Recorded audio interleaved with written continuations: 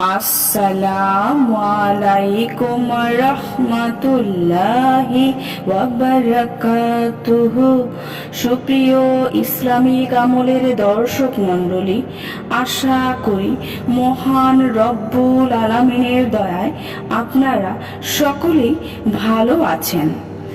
রাসূল পাক সাল্লাল্লাহু আলাইহি ওয়াসাল্লামের দুজন সাহাবী হযরত আব্দুর রহমান ইবনে আউফ রাদিয়াল্লাহু তাআলা আনহু এবং হযরত উসমান গনি রাদিয়াল্লাহু তাআলা আনহু, আমরা এই দুজন সাহাবীকে আমরা সকলেই চিনি। তারা ছিলেন অত্যাধিক সম্পদের মালিক। হালাল রুটি রুজিতে তাদের সম্পদের কমতি ছিল না। তাদের এই অঢেল সয় সম্পদ তারা ইসলামের জন্য অকাতরে দান করেছেন।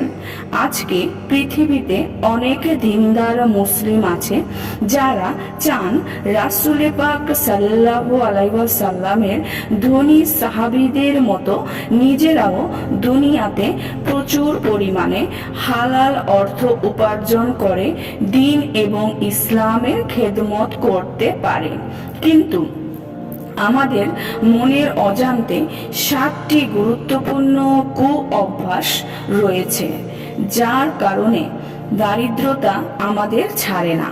প্রিয় দর্শক মণ্ডলী, যাদের টাকা পয়সা নাই, যারা হত দরিদ্র হয়েছেন, তাদের অনেক কষ্ট, আর এই কারণগুলোর কারণেই কষ্ট।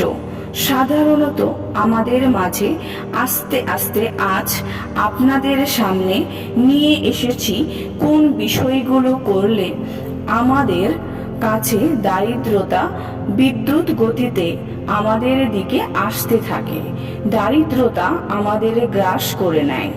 এই বিষয়গুলোর কাছ থেকে যদি আমরা দূরে থাকতে পারি, তাহলে আমাদের কাছ থেকে দারিদ্র আমাদের কাছ থেকে পালাবে ইনশাআল্লাহ। তো আজকে আসুন আমরা জেনে নেই বিষয়গুলো কি। কে না চায় ধনী হওয়ার জন্য? প্রত্যেকেই চায় যে আমাদের সম্পদ আসুক, সম্মান আসুক এবং আমরা সবাই ধনী হই। রাসূল সাল্লাল্লাহু আলাইহি ওয়াসাল্লাম দারিদ্র থেকে মুক্ত থাকার জন্য আল্লাহর কাছে দোয়া চেয়েছেন, কারণ দারিদ্রতা অনেক সময় ঈমানকে নষ্ট করে দিতে পারে। প্রিয় দর্শক, আসুন কথা না বাড়িয়ে আজকে জেনে নেই কোন বিষয়গুলোর কারণে আমাদের কাছে দারিদ্রতা আসে। বিভিন্ন মনীষীগণ আমাদের মাঝে এই বিষয়গুলো এনে হাজির করেছেন যে পক্ষান্তরে এই বিষয়গুলো আমাদের দারিদ্রতার কারণ। আসুন শুরুতে জেনে নেই প্রথম কারণটি। 1 নম্বর কারণ হচ্ছে যারা তাড়াহুড়া করে নামাজ আদায় করেন, তাদের এই কারণেই দারিদ্রতা আসে। অর্থাৎ তাড়াহুড়া করে নামাজ আদায় করা একদম ছেড়ে দিতে হবে। 2 নম্বর কারণ হচ্ছে দাঁড়িয়ে প্রস্রাব করার কারণে। যারা দাঁড়িয়ে প্রস্রাব করেন তারা আজই ছেড়ে দিন এই খারাপ অভ্যাসটি। 3 নম্বরের কারণটি হচ্ছে প্রস্রাবের জায়গায় যারা অজু করে তাদেরও দারিদ্রতা আসতে পারে। তাই সম্ভব হলে প্রস্রাবের জায়গায় অজু না করাই ভালো। নম্বর 4 কারণ হচ্ছে দাঁড়িয়ে পানি পান করলে। আমরা জানি অনেক সময় দাঁড়িয়ে পান করা মৃত্যুর কারণও হয়ে যেতে পারে। সুতরাং আমরা কেউ দাঁড়িয়ে পানি পান করব না। এইটা রাসূল সাল্লাল্লাহু আলাইহি ওয়াসাল্লামের সুন্নাত, এর পরিপন্থী। যদি কেউ দাঁড়িয়ে পানি পান করে, দারিদ্রতা তার দুয়ারে এসে হানা দিবে।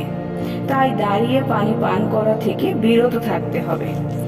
5 নম্বর কারণ হচ্ছে যারা ফুঁক দিয়ে বাতি নিভান, মোমবাতি নিভান বা ইত্যাদি জাতীয় কিছু জিনিস যারা ফু দিয়ে নিভান, তারাও দারিদ্রতার সম্মুখীন হন। 6 নম্বর কারণ হচ্ছে দাঁত দিয়ে যারা নখ কাটে। অর্থাৎ আমাদের অনেকেরই এই অভ্যাসটি রয়েছে, যারা হাতের নখ আমরা দাঁত দিয়ে কাটি। যাদের এই কুঅভ্যাসটি রয়েছে তারা আজকেই তা ত্যাগ করে ফেলুন। দারিদ্রতা আপনার দুয়ারে আসবে না। যদি ত্যাগ না করে এই কাজটি করেই যেতে থাকেন, তাহলে দারিদ্রতা আপনার দুয়ারে হানা দিতেই থাকবে। 7 নম্বর কারণ হচ্ছে, যারা খাবার দাবারের পরে পরিধেয় বস্তু দ্বারা অর্থাৎ পরিধান করা গায়ে জড়ানো পোশাক দ্বারা মুখ সাফ করে, তাদের জন্য রয়েছে দারিদ্রতার কোষাগার। সুপ্রিয় ইসলামিক আমলের যাত্রীবৃন্দ, এই 7টি বিষয়গুলো আপনারা ত্যাগ করে ফেলুন। দারিদ্রতা আপনাদের দ্বারে কাছেও আসতে পারবে না ইনশাআল্লাহ। আর হালাল উপার্জনের জন্য আল্লাহ রাব্বুল আলামিনের দরবারে প্রতিনিয়ত সেজদায় গিয়ে দোয়া করতে থাকুন। নিঃসন্দেহে সেজদার মাধ্যমে আল্লাহ রাব্বুল আলামিনের সবচেয়ে নিকটে পৌঁছে যাওয়া যায়। সুপ্রিয় সম্মানিত দর্শক শ্রোতা, আশা করি ভিডিওটি ভালো লেগেছে। ভিডিওটি যদি ভালো লেগে থাকে অবশ্যই চ্যানেলটি সাবস্ক্রাইব করবেন, লাইক করবেন, কমেন্ট করবেন এবং বেশি বেশি শেয়ার করতে ভুলবেন না। সবাই ভালো থাকবেন। আল্লাহ হাফেজ।